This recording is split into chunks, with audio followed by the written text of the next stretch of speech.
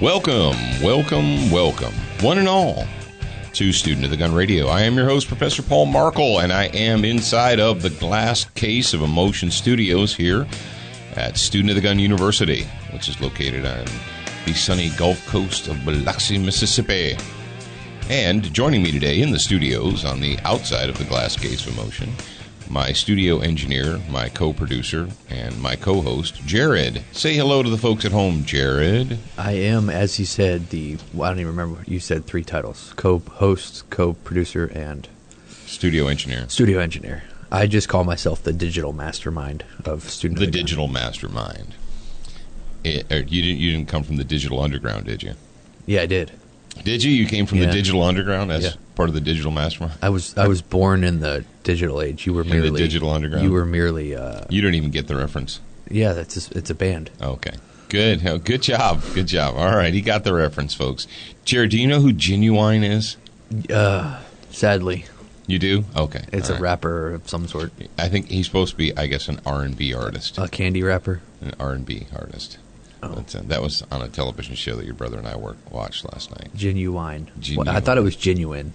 Yeah, it's G-I-N, whatever. But anyway. Who cares? Welcome to Student of the Gun Radio.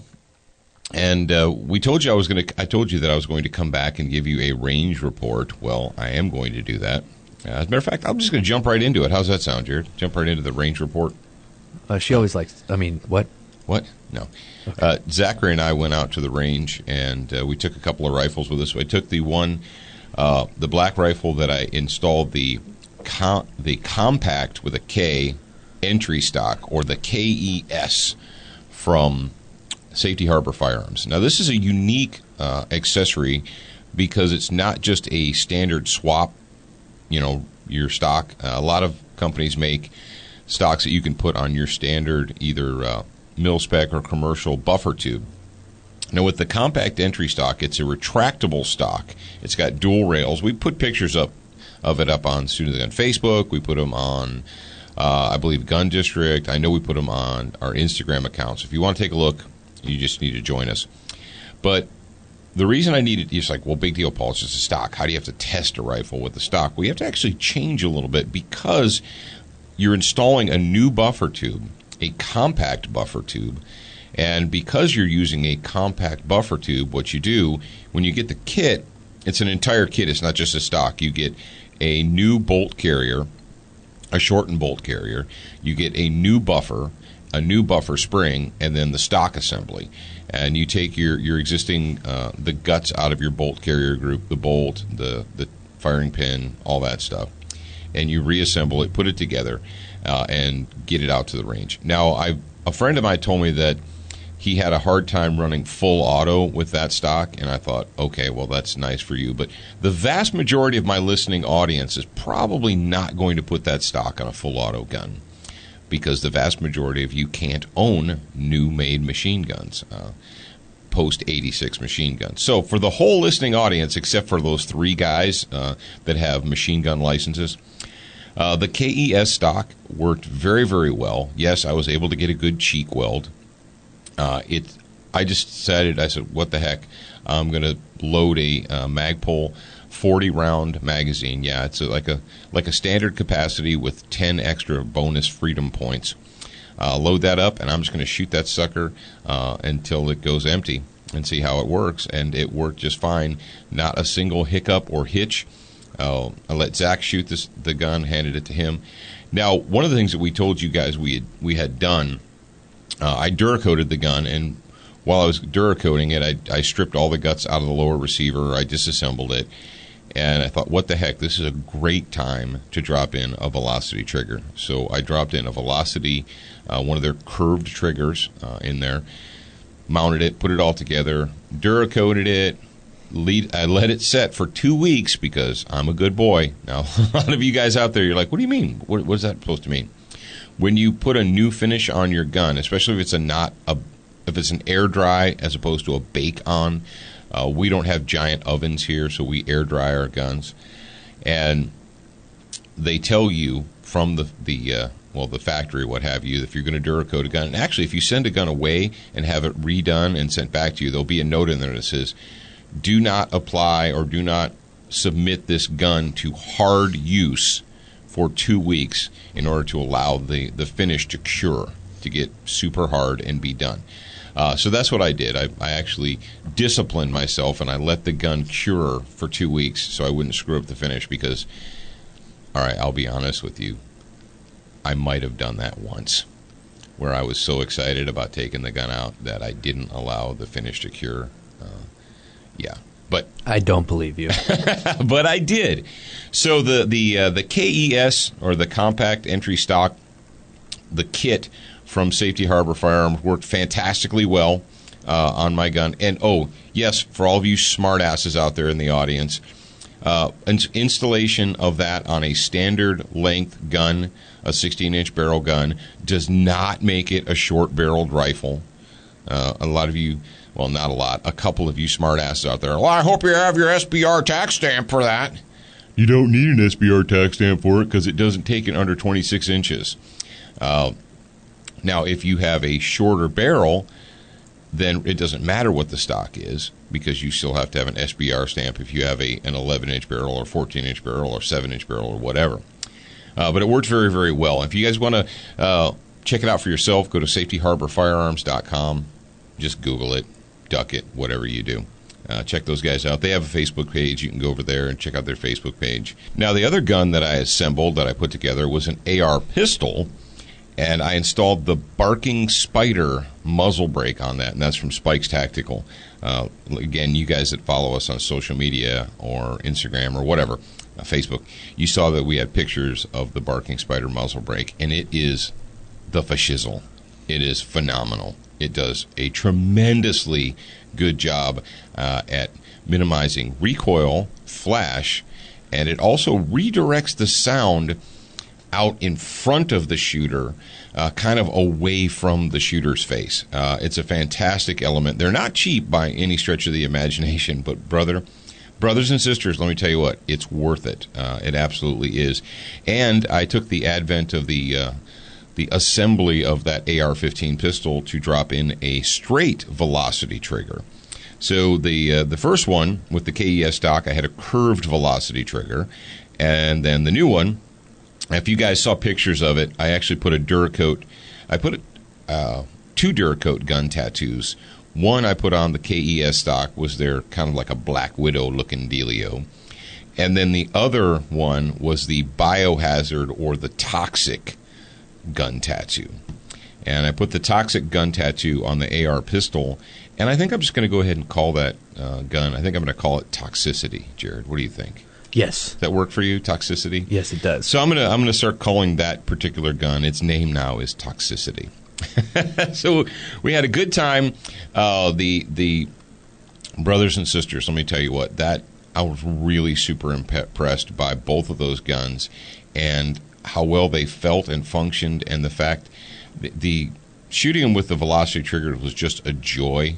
I put a picture up. I had Zach put a picture up on Facebook and social and Instagram, and I'm shooting the full length gun or the full size gun with the KES stock, and you can see one piece of brass coming out of the ejection port. You can see another piece of brass being ejected. It's out in front of the muzzle, and the muzzle is on target.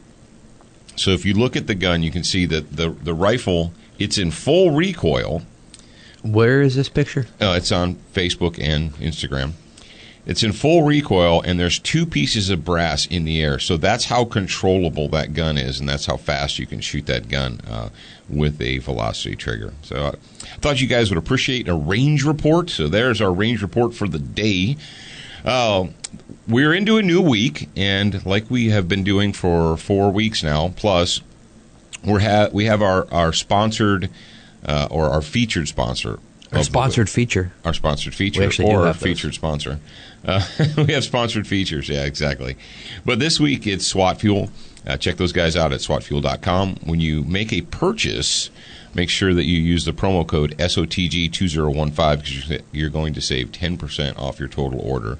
But take a moment this week, sometime this week, all of you good students of the gun, and pop over to their Facebook page and give them a thanks. Or Jared put a link in the show notes, swatfuel.com/contact us, and you can send them a note, say, hey, thanks for sponsoring Student of the Gun. We're glad that you're here, and we're glad that they're here. If you start on swatfuelstore.com, that's the best place to start. Oh, okay. All right, so that's that. Cat in the Hat, and that be that. Thank you, Velocity Triggers. Thank you, Crossbreed Holsters. I'm wearing a Crossbreed holster right now. I'm actually wearing my TP9 SA. And by the time you hear this, I think you might have 1 day or 2 days left to jump in on their $25 rebate off the TP9 SA. But you still do have time. Who's rebate? The Century Arms. Oh, thank you for correcting me on that. Yeah, I got the TP9 SA in a Crossbreed Super Tuck. And, actually I'm sitting here in a high-back office chair, and the only way that I'm sure that I can is there. I lean back. Oh, there it is. It's not digging into my hip. It's not like bruising me. It's not causing hot spots. It just is. Folks, I don't even know what else to tell you. Just try it out. If you try it for 2 weeks and you don't like it, they'll give you your money back. That's how righteous is that? It's pretty darn righteous. All right, Jared, you ready to get into it? We've got I want to start the day off today on a high note, on a positive note, and I'm kind of excited about this. And Jared's going to go ahead and give you our positive theme song.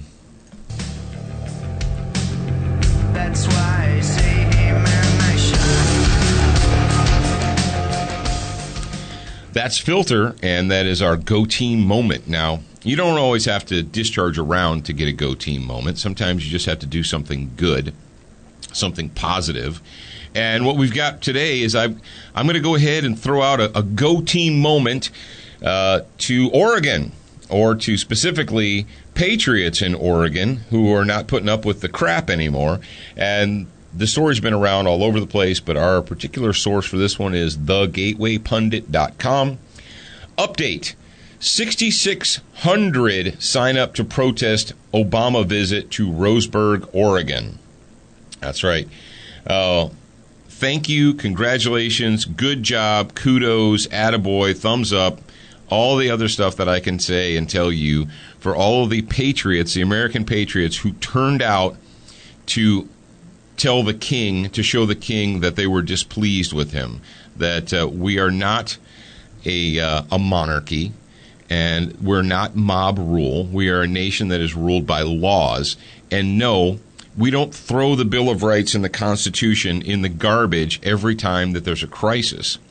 As a matter of fact, if you take a moment and pause, if you think about it, if you examine the Bill of Rights, if you examine the United States Constitution, what you should come away with or realize is the rule of law is not there. It's not in place for when everything is good, when everyone is happy, when there's no trouble, birds are chirping and singing, the babbling brook, the unicorns are frolicking in the fields, and so forth. That is not why we have a rule of law. That's not why we have the rules.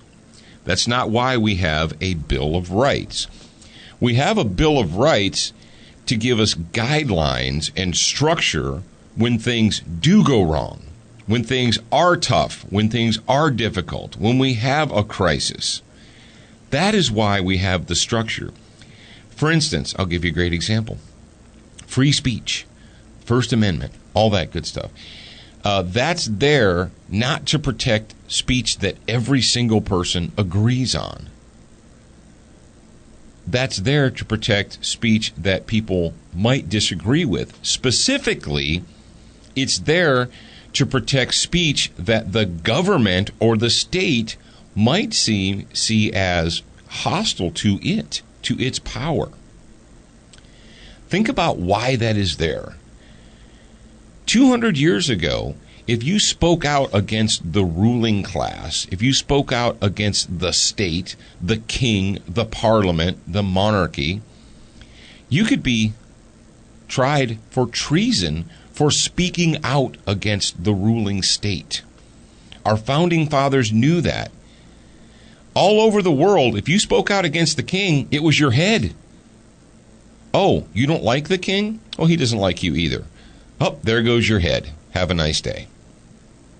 So they put that in place to protect political speech, to protect speech that is critical of the state.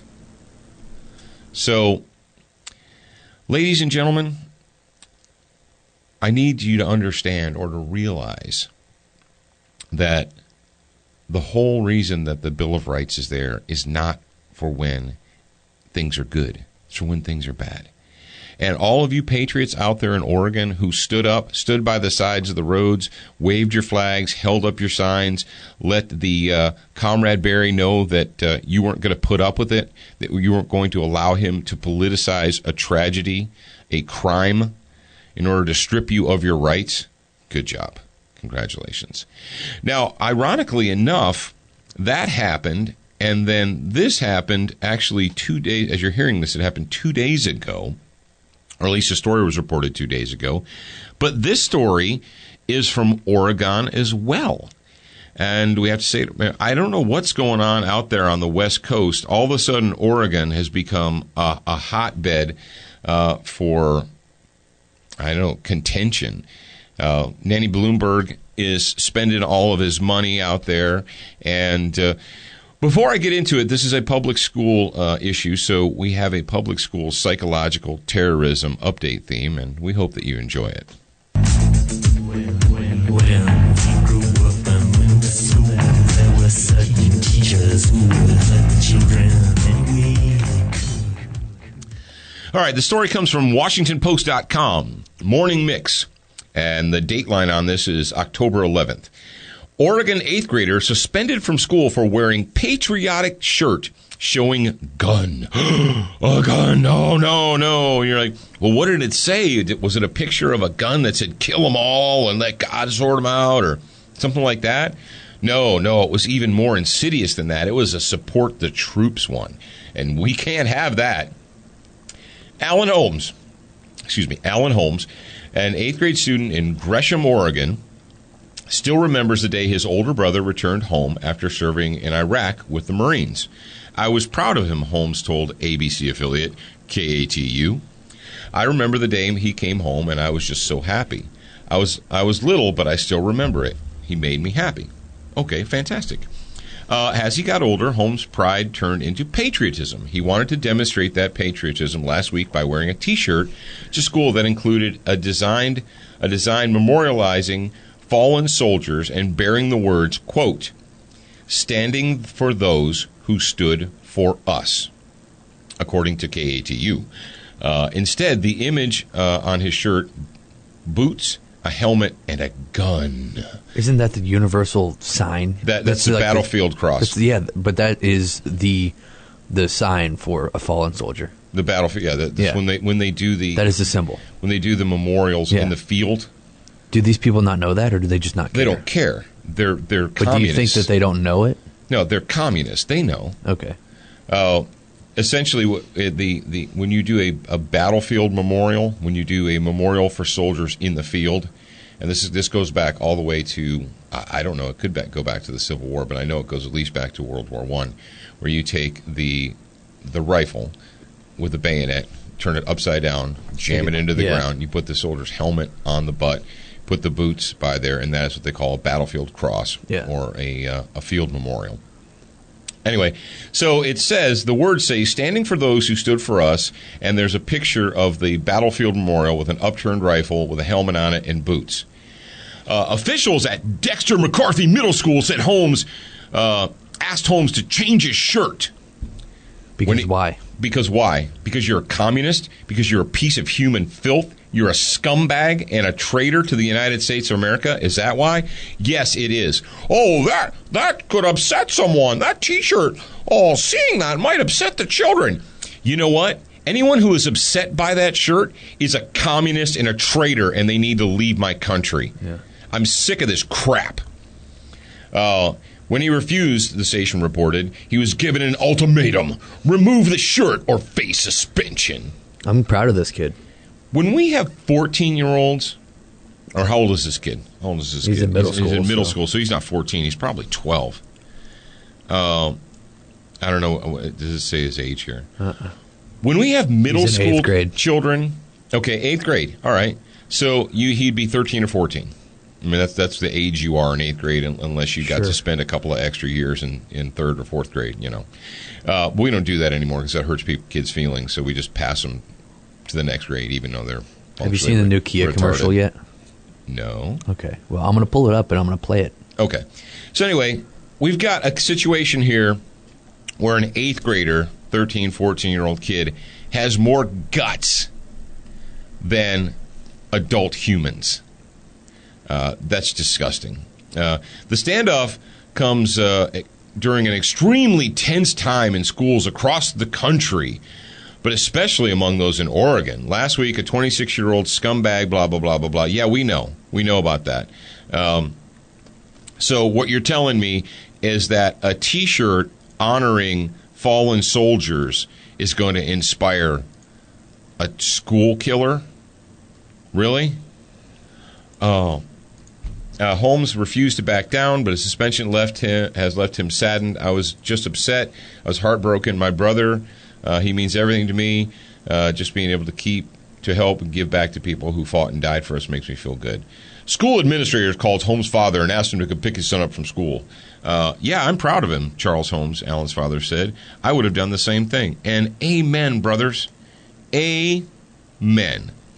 And if you're not sick of this public school psychological terrorism nonsense, I don't even know what to say to you. Do you get it yet? Have you gotten the clue? I was watching a movie last night, and I did pretty good. I didn't say too many things.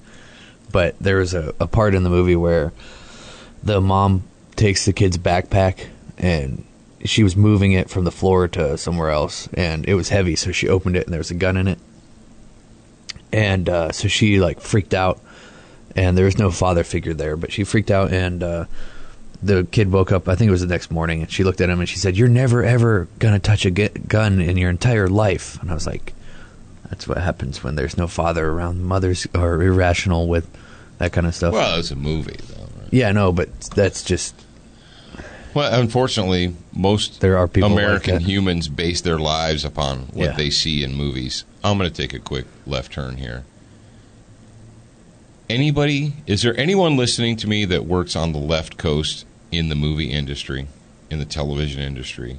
Anyone or knows someone who does? For the love of all that is holy, stop knocking people unconscious with handheld stun guns in your TV shows and movies. Handheld stun guns do not render you unconscious, you morons. And tasers do not render you unconscious either, unless you fall backwards and knock your head against a table or something. You're very much awake the whole time you're getting the ride. Yep.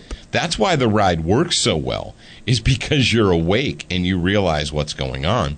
Sometimes people are slow learners and they need a second ride to convince them. But that's neither here nor there. The fact of the matter is, handheld stun guns don't knock you unconscious. You morons.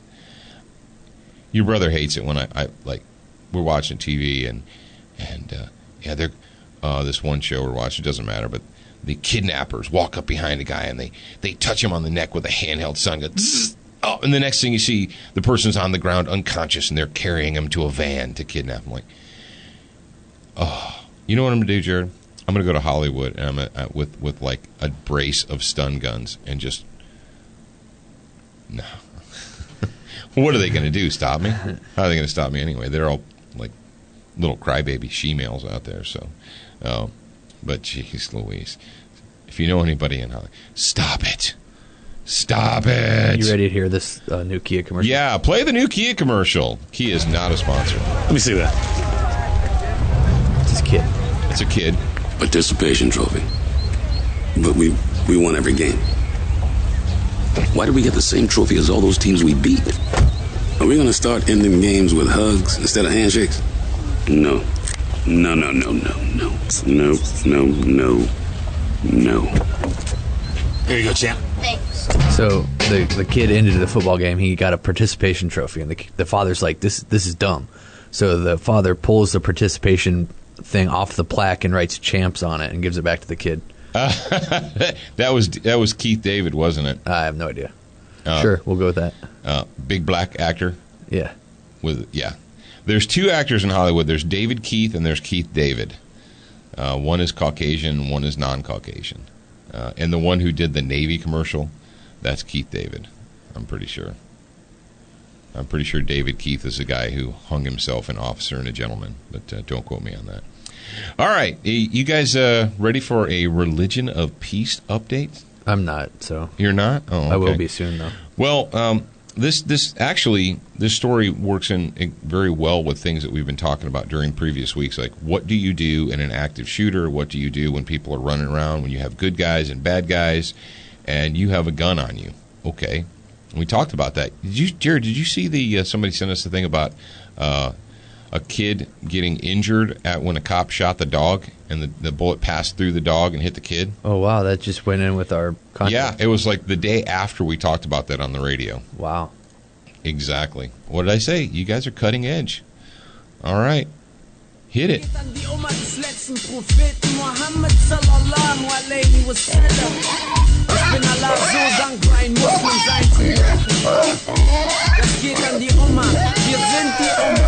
Check das aus. Bismillah. Islam ist die Wahrheit. Wir folgen Mohammed. Say what? He's over there waving his... I'm waving my AAF. If you don't care, wave your hand in the air. And she sees it. She sees it. She's like, yeah, she's laughing at me. Oh. All right. This story comes to us from Pravda. And Pravda says, Pravda is also known as usatoday.com. And when Pravda acknowledges a story, when it gets to the point that Pravda is acknowledging it, you know it's serious. They're not going to acknowledge anything that is not propaganda related unless it's so obvious and so everybody else is covering it, and they're like, oh, if we don't cover it, then it'll embarrass us, or we may lose.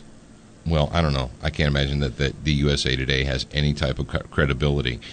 But when Pravda puts a story out there, you know that it's either A, propaganda, or B, it's so obvious and in your face that they don't have a choice other than to talk about it.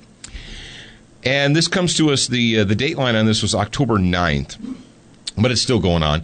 Israel struggles to contain wave of stabbing attacks. Hold on a second. Do you mean bad people can use things other than guns to kill good people or to attack good people? I thought if we just had enough gun control, then bad people wouldn't be able to hurt good people. Strange. So even if they can't get guns, bad people will still arm themselves and attack good people. All right. Gaza City, Gaza Strip. Unrest that erupted several weeks ago at Jerusalem's most sensitive holy site spread Friday to Gaza in the form of deadly border clashes with Palestinian protesters as Israeli security forces struggled to contain a wave of Palestinian stabbing attacks against civilians and soldiers. Now, hold on a second. I thought that the Palestinians were the poor, mistreated victims here, and that Israel was the big, mean, nasty, bad guy. Yeah, didn't you know that? Yeah. For the first time since current violence began, clashes broke out for the first time in weeks. I love that. For the first time since clashes broke out along the Gaza border after Palestinians in the territory ruled by Islamic group Hamas rolled burning tires and threw rocks at Israeli troops. 6 Palestinians were killed and a dozen wounded as Palestinian health, blah, blah, blah. Recent days have seen a series of attacks by young Palestinians wielding household items, such as kitchen knives. If they banned guns, then that wouldn't happen. Kitchen knives, screwdrivers, and even a vegetable peeler. Wow. The Utes had no known links to armed groups who have targeted Israeli soldiers and civilians at random, complicating security efforts. Didn't we just have a story here recently about the religion of peace and brotherhood strapping bombs to 9 and 10 and 11-year-old children and sending them off to blow themselves up? Yes, we did. And now we have Palestinian youths attacking people with screwdrivers, kitchen knives, and even a vegetable peeler, and throwing rocks. Folks, do you understand that it's not about guns? It's about evil. It's about human intent. None of these attacks were committed with firearms. You know that they were really vacillating hard over at Pravda, whether or not to report this story. Because if you report this, you have to, by reporting this, you have to admit that A, the religion of peace and brotherhood is not, and that they breed monsters, that they actually, in effect, are not a religion of peace. They're not a religion. It's a death cult. What you have is you have a death cult that's breeding their children and raising them to be little psychotic monsters. But, that's not nice for you to say that. You're being judgmental. No, I'm being realistic. Watch one time. I know you guys don't like to watch regular news. I don't watch regular news. One time, sit and watch a daily news report. We have Boko Haram. There's another story. I didn't even put it in the stack of stuff today in the show notes. There was another one where Boko Haram, a Islamic terrorist group in Africa, committed, in addition to putting bombs on little kids and sending them into mosques and buildings and what have you, they just did something else. We have a crisis in Syria. Why is there a crisis in Syria, Jared? What's going on in Syria? Same thing that's going on in pretty much the entire Middle East right now. We're supposed to feel bad and ashamed. You know, we're supposed to have the ignorance, distraction, and guilt, right? Yeah. You're supposed to feel guilty over what's happening in Syria, and these poor people are flooding out of Syria. Why? Why do they have to leave? Who is forcing them to leave? Is it battalions of Buddhist monks? Methodist missionaries? Southern Baptist preachers? Who is it that's driving these people out of Syria? Oh, yeah. ISIS. What does ISIS stand for? The Islamic State of Iraq and Syria. I saw a meme the other day that it had Reagan. It was a picture of President Reagan. And it said, if I was still president, ISIS would be was. Would be was. That's right. Is would be was. Is would be was. And that's true. We have at very least, the nicest thing I can say about Comrade Barry is that he is a Islamic sympathizer, an enabler, a co-conspirator, maybe. Yeah. All the 2 years ago, we had this big Muslim Brotherhood push, these supposed Muslim freedom fighters who turned out to just be what? Just death cult terrorists.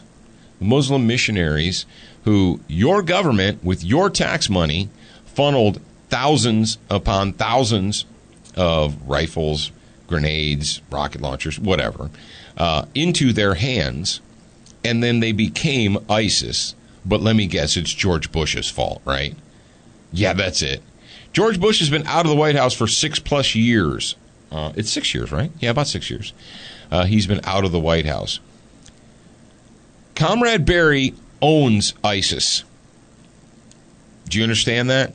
He can't deny it.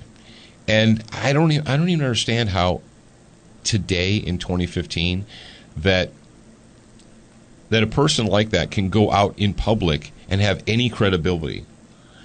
The only way that a person like that, like Comrade Barry, can go out in public and have any kind of credibility and have anyone listen to him is because the people that are listening to him and they're giving him a microphone are all co-conspirators too. The Washington Press Corps, what a joke. Are you kidding me? You mean the Washington cheerleader squad?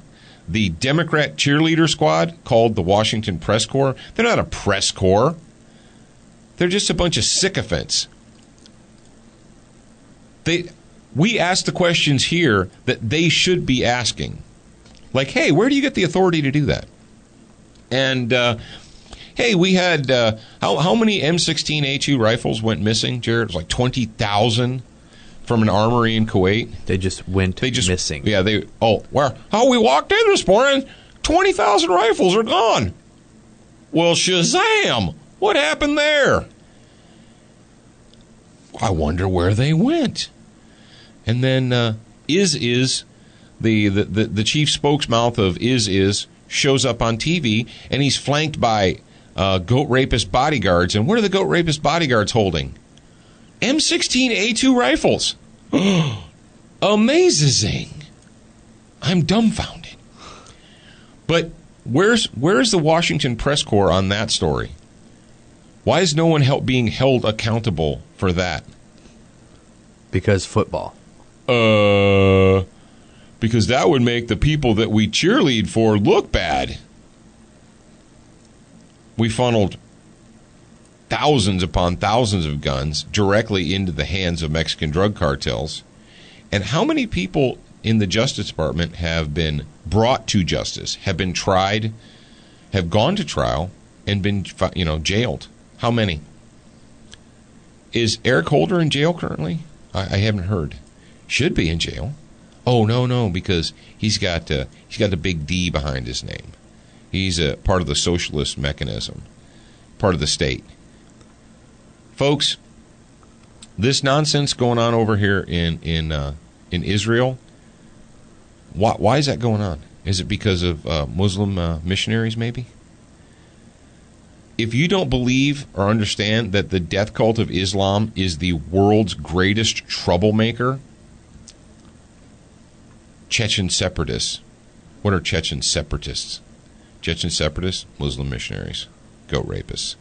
Syria, goat rapist. Africa, goat rapist. Indonesia, goat rapist.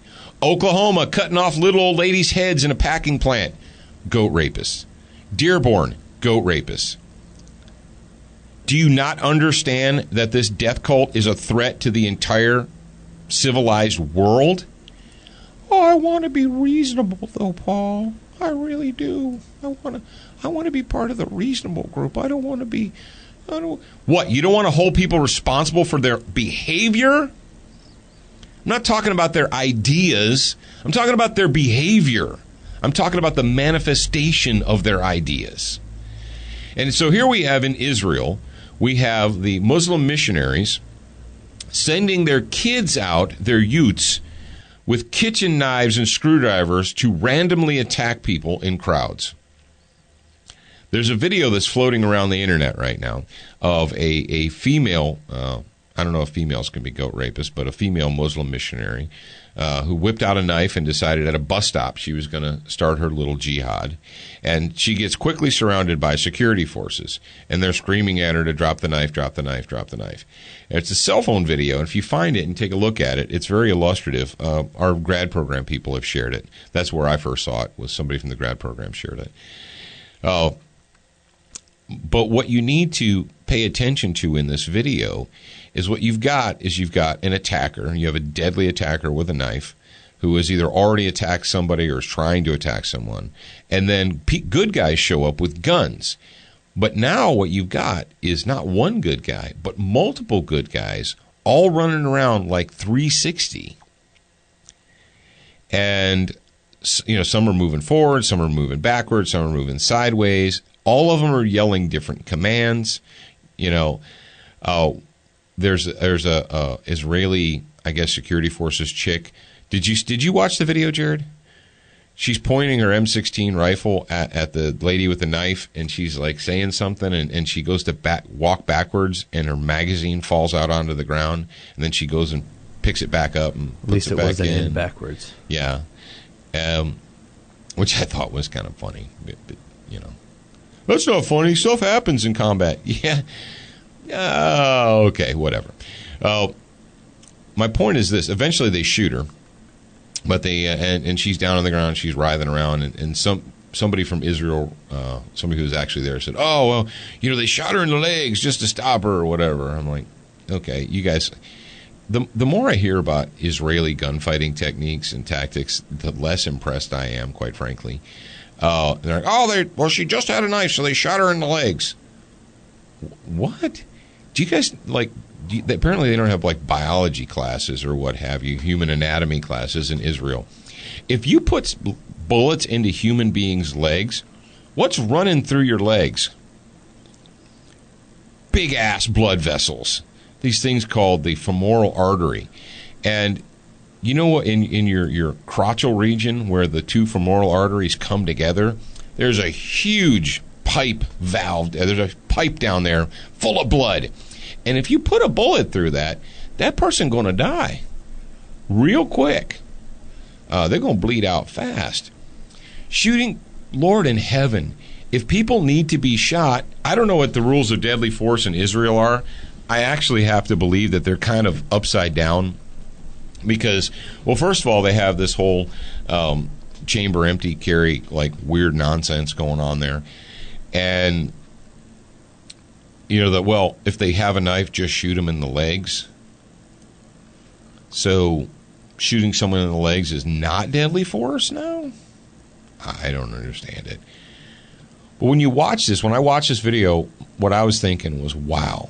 It is amazing that no good guys got shot by other good guys, because literally there's numerous people running around. There's uniformed guys. There's guys and girls, people with rifles, people with pistols. They're all surrounding this Muslim missionary chick with a knife. And eventually someone takes charge and it's like, all right, enough of this nonsense. We're going to shoot this chick. But what do you do if you, as a lawful gun carrier, are in a situation where there's more than one lawful gun carrier and you're moving around?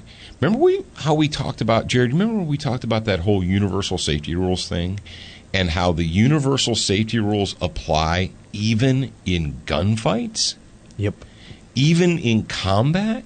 There's no rules in combat. There are. Unless you can justify shooting innocent people or your own fellow troops, there are rules in combat. And the universal safety rules do apply. And as you're watching this video, you're seeing that the people in the background that are moving left and right and so forth, they're muzzling the crap out of other people that shouldn't be muzzled. It was literally amazing to me that they just didn't open up and shoot other people. Now, the story that we just touched on real briefly about shooting the dog and the bullet going through, we talked about that here last week. But bullets have a nasty habit of passing through the object or person or creature that you're shooting at and continuing on to strike other things and or people. So you need to be mindful of your target, what's around it, and what's beyond it. You need to be mindful of what you're pointing the muzzle at. Sometimes you can't always muzzle down. Sometimes there are things that are down below your waist that you don't want to point a gun at. Sometimes you have to muzzle up. Sometimes muzzle up is wrong. My point is this. Now, one thing I wanted to do, Jared, was I wanted to say something, well, because I'm a smart ass, but about good thing there was nobody downrange. Huh. All of you guys out there who've ever been to or maybe you ascribe to it, the white yellow line training method, where no one is allowed to touch a gun until everyone is standing firmly on the line with their feet planted on the line. Because we will, or the 180 rule or the 170 rule or the whatever, folks, that situation right there is actually not uncommon. It's very common. When a bad person decides that they're going to start hurting good people, they don't clear the downrange area. Hang on a second. Before I start this deadly force assault here, I want to make sure, is the downrange all secure? Range is clear left, clear right, Shooters, you may commence firing. No, here's the deal. When a bad person starts being bad and they whip out a gun, a knife, a screwdriver, a vegetable peeler, whatever, and go to work, guess what? There's probably going to be other Homo sapiens downrange. What are you going to do? Well, what do you mean, what am I going to do? Well, you're carrying that thing on your hip for a reason, right? That's right. Self-defense. Okay. Are you not going to shoot because there's someone breaking the 180 rule?